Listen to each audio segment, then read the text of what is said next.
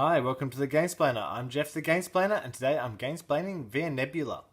In the game of Via Nebula, you are all working on the same board to collect resources to build stuff. The stuff you're building are these top four, or your two private cards that no one else knows about. The first person to build all 5 of their buildings will claim the end game card, which gives them an extra couple of points at the end of the game. Everyone else will get one more turn, and then we go to a final scoring. Final scoring, any of these tokens that you've claimed, so if you've gone on one of the spots, taken the thing, and put the appropriate resource on, the number in blue is how many points you'll get for that token. There are also points for completion of cards, so any of the cards that you've completed have a points value. Any of the circle in blue tells you how many points it's worth at the end of the game. There are points for each of the uncovered spots on your board. I'll get to all of these and how we get to them in a second.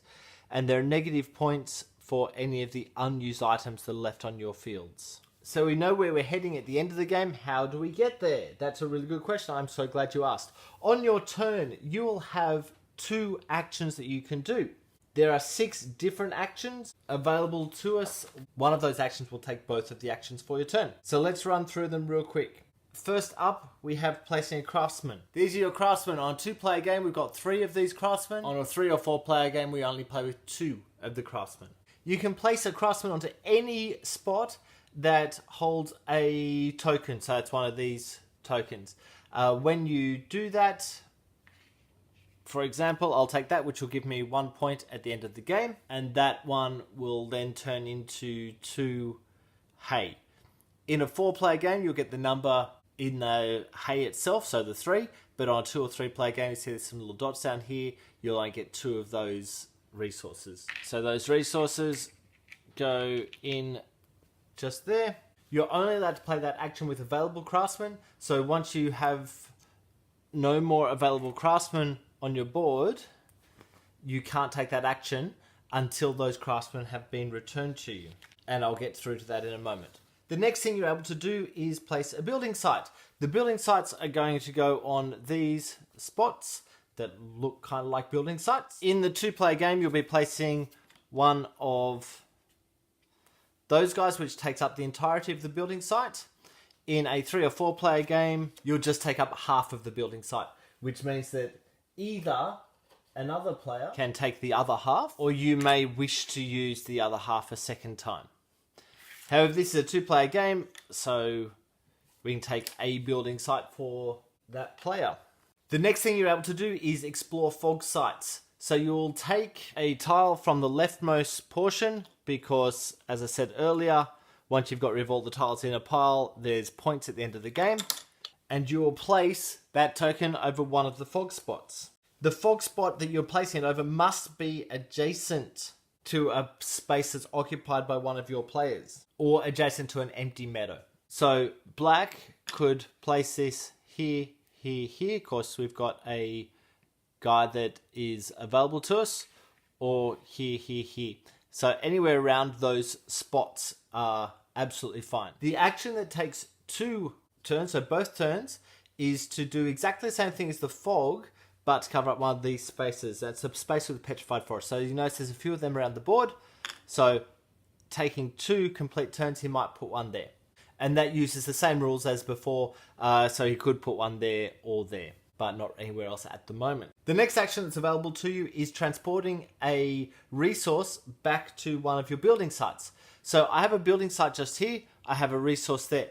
Now resources, for example, if white had taken that one on one of their turns, black is allowed to take one of the white resources. As another turn, he may choose to take one of these resources. So what he is now working towards is the distillery up in the top corner, because a stone and a hay. He'll need to get a brick and a wood to be able to actually create that, but that's all he's working towards. If he had just taken the hay, then he might be building towards any of those 3, not the one on the left, because there's no hay in it, or that one of his own private cards. If he was trying to bring some brick into there, he wouldn't be allowed to at the moment, because you have to have an uninterrupted path. to get through to your location.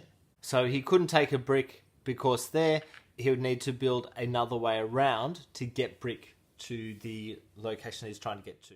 Let's imagine he's been able to get those resources. The next thing he's able to do is he can construct a building. This card here is showing a wheat and a wood, a wheat and a wood. So those two go back into the box. That tile comes off and he replaces with that. Now, if this is a more than 2-player game, obviously half of that board is still available to him for construction, or available to anyone else for construction. Now, once he's built that building, straight away you'll notice there's some writing on the bottom. That's a straightaway action. So what he's able to do as one time only is take a meadow tile and he can place that on, say, that spot just there.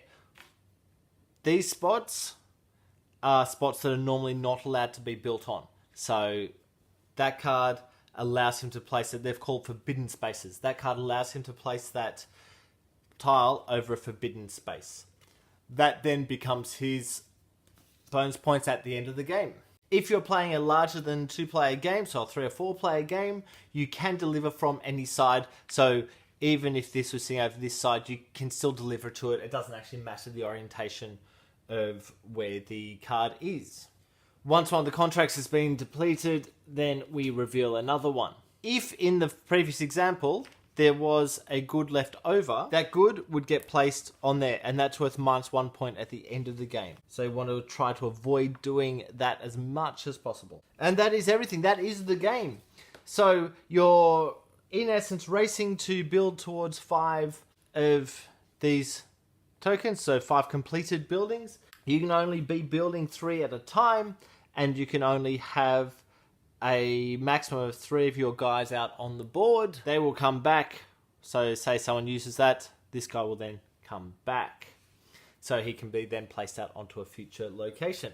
Please go ahead and watch my next video to see part of a playthrough of Via Nebula. If you have any comments or suggestions, please write them below. If you have any games that you wish to be Gamesplaned, please shoot me an email at thegamesplainer@gmail.com. Follow me on Instagram and Twitter at thegamesplainer to keep up to date with the games I'm playing. Subscribe to my videos to keep up to date with the games that I'm gamesplaining. And until next time, enjoy gaming.